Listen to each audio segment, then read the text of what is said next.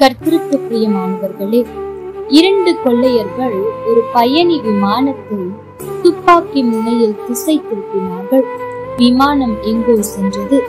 யாராவது அங்கும் இங்கும் அசைந்தால் விமானத்தை தன்னிடம் உள்ள வெடிகுண்டினால் தகர்த்து விடுவதாக ஒருவன் பயமுறுத்தினான். எல்லாருடைய முகத்திலும் மரண பயம், கலக்கம், என்ன சம்பவிக்க போகிறதோ என்ற அச்சத்தோடு அமர்ந்திருந்தார்கள். விமானம் ஒரு காட்டில் இறங்கியது. கொள்ளைக்காரன் விமானம் ஓட்டிய விமானியை தன் துப்பாக்கியால் சுட்டுக் கொன்றான். இனி யார் மேல் குண்டு பாயுமோ? எல்லாருடைய முகத்திலும் மரண பயம் இருந்தது. ஆனால் ஒரே ஒரு முகத்தில் மட்டும் பூரண சமாதானம் நிலவியது. அது யார் முகம் தெரியுமா? ஒரு பச்சை குழந்தையின் முகம். அது நன்றாய் பால் குடித்துவிட்டு தன் தாயின் தோள்களில் ஒய்யாரமாக சமாதானமாக தூங்கிக் கொண்டிருந்தது. தேவஜனமே, உலக மக்கள் கலங்குவதின் காரணம் என்ன? கர்த்தரை உறுதியாய் பற்றி கொண்டு அவர் மேல் விசுவாசம் வைக்காததுதான். ஸ்பர்ஜன் ஒருமுறை சொன்னார், நான் சமாதானத்தை தேடி அலைந்தேன், அது என்னை விட்டு தூரமாய் போனது. கிறிஸ்துவை தேடினேன், தேவ சமாதானம் புறாவை போல் வந்து என் உள்ளத்தை எல்லாம் நிரப்பிற்று என்று. ஆம் தேவ ஜனமே, இன்றைக்கும் நம்முடைய இருதயத்தில் சமாதானம் குறைவதற்கும் நாம் நினைத்தது நடக்குமா சந்தேகப்படுவதற்கும் காரணம் என்ன தெரியுமா? ஆண்டவரை உறுதியாய் பற்றி கொண்டு அவர் மேல் விசுவாசம் வைக்காததுதான். நாம் அவரை அதிகமாய் நம்புவோம் என்றால், அவரை உறுதியாய் பற்றி கொள்வோம் என்றால், என்ன நடந்தாலும் எது நடந்தாலும் எதை குறித்தும் கலங்க மாட்டோம். ஏனென்றால் அவர் எல்லாவற்றையும் பார்த்து கொள்வார் என்ற ஒரு சமாதானம் இருக்கும். இதைத்தான் ஏசாயா 26ஆம் அதிகாரம் 3ஆம் வசனம் சொல்லுகிறது.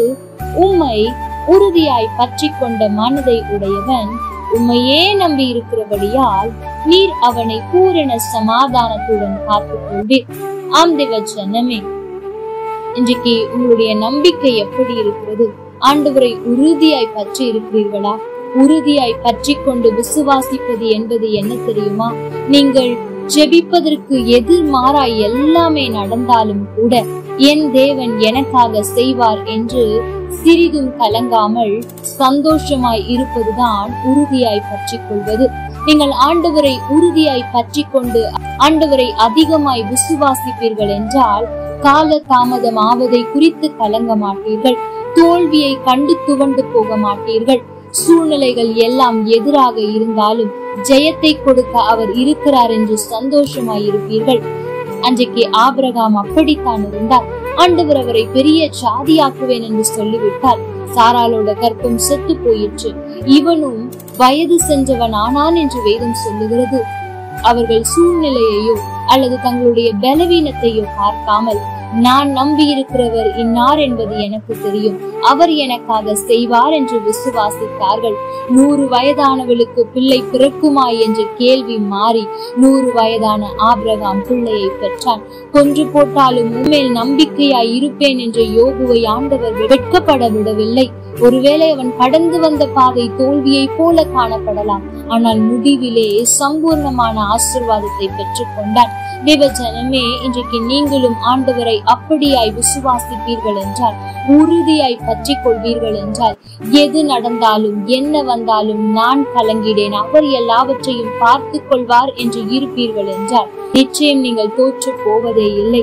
உங்களை தலைகுனியவும் அவர் விட மாட்டார். ஷாத்ராக், மேஷாக், ஆபேத்நேகோ ஆண்டவருக்காய் வைராக்கியமாய் நின்றார்கள். செத்தாலும் சாகிறோம் என்று நின்றார்கள். ஆண்டவர் அவர்களோடு உலாவினார். அக்கினியில் மனம் கூட வராமல் பாதுகாத்தாரே. தானியேல் அந்த பத்திரத்துக்கு கையெழுத்து வைக்கப்பட்டது என்று அறிந்த போதிலும் கூட செபிப்பேன், அவரை உறுதியாய் பற்றி இருக்கிறேன் என்று பற்றி கொண்டானே. சிங்கத்தின் கெபியில் போட்டார்கள், ஆனால் சிங்கங்களின் வாயை ஆண்டவர் கட்டி போட்டார். தேவ ஜனமே, இன்றைக்கு நீங்களும் அவரை உறுதியாய் பற்றி கொண்டிருப்பீர்கள் என்றால் பூரண சமாதானம் உங்களுக்கு இருக்கும். பயம் காணப்படாதபடிக்கு பூரண சமாதானத்தை உங்கள் இருதயத்தில் அவர் வைப்பார். கர்த்தர் தாமே உங்களோடு கூட இருந்து உங்களை ஆசீர்வதிப்பாராக. ஆமென். லைக் பண்ணுங்க, ஷேர் பண்ணுங்க, கமெண்ட் பண்ணுங்க.